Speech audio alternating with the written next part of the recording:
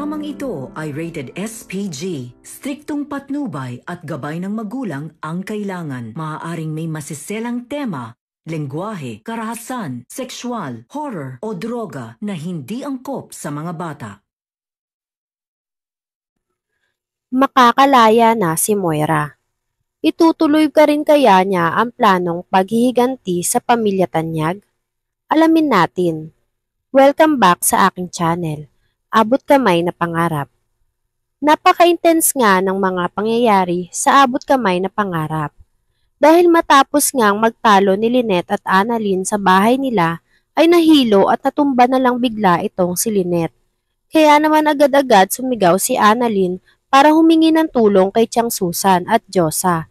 Sa baba na nag-uusap naman at gulat na gulat pa din nga sa biglaang pagbabago ng statements nitong si Dax sa mga press laban dito kay Moira.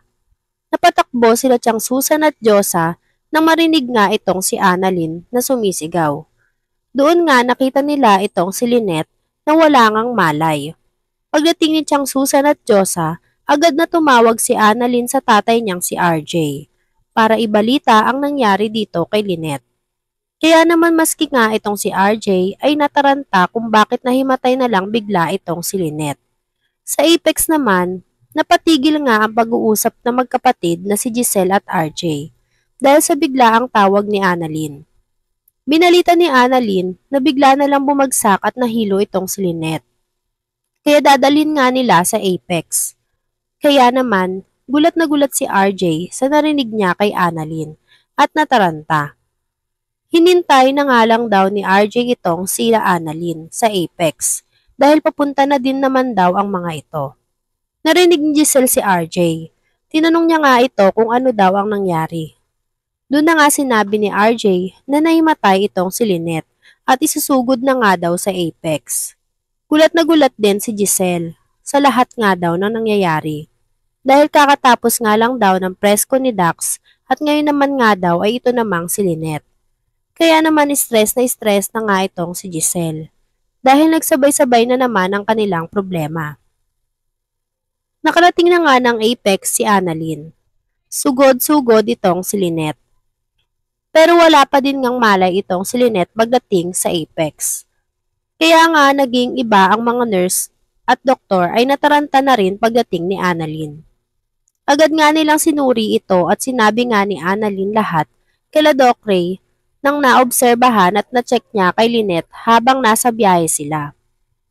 Habang hindi nga mapakali si Annalyn dahil sa lagay ng nanay niya, ay nakatingin lang sa kanya si Michael.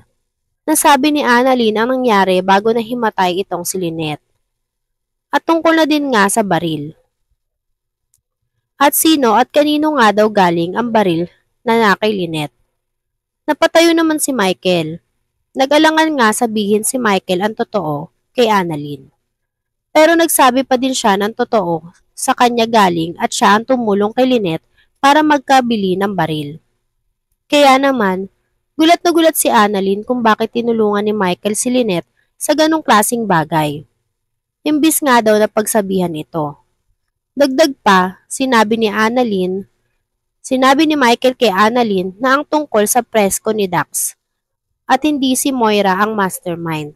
Kaya gulat na gulat si Annalyn. Sa kulungan naman, tumawag si Moira kay Zoe para i-congrats ito. Sinabihan niya si Zoe ng job well done dahil napapayag niya nga daw si Dax na ibahin ang statement niya. At ano nga daw ba ang gayumang ginamit ni Zoe para mapapayag si Dax sa plano nila?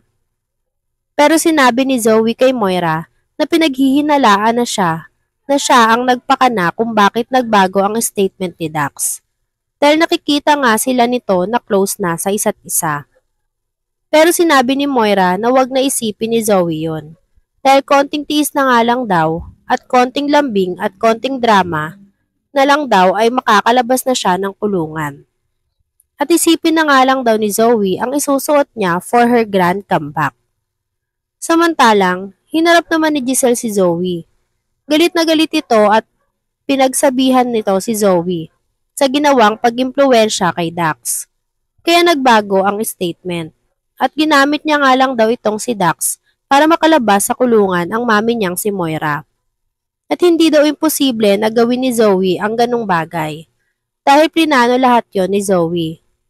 Inaawat naman ni RJ si Giselle sa mga sinasabi niya dito kay Zoe dahil wala nga daw silang ebidensya para pagbintangan si Zoe na siya talaga ang nag-utos kay Dax para magpa-presscon at magsalita sino talaga ang mastermind. Pero mas galit nga din itong si Zoe na sumagot na bakit hindi na lang daw nila paniwalaan si Dax. At paano kung nagsasabi daw ng totoo itong si Dax?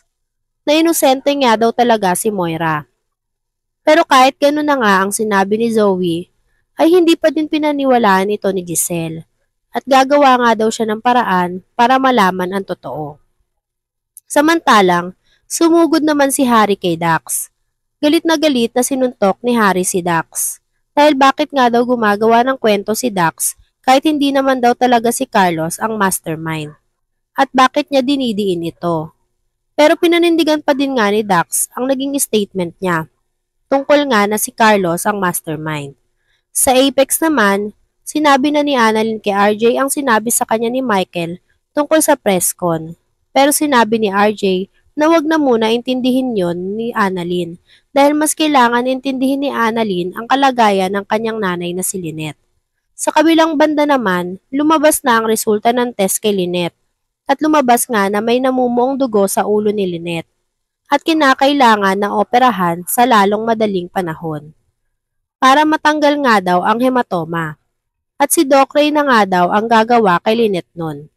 Pero humingi naman ng pahintulot si Annalyn na kung pwede nga daw siya ang magsagawa ng operasyon dito kay Lynette. Papayag kaya si Doc Ray sa gusto ni Annalyn? At ano kaya ang kahihinatnan ng paghahanap ni Giselle ng ebidensya na dahil lang kay Zoe kaya nagbago ang statement ni Dax? At ano kaya ang gagawin ni Carlos kay Dax sakaling umabot na sa kanya ang balitang idinidiin siya nito na hindi niya kasalanan? Yan nga ang mga kaganapan at mga dapat nating abangan sa abot kamay na pangarap. Kung gusto nyo pa ng gantong klaseng video, ay mag-subscribe at i-like itong video na to. Maraming salamat po. I got you!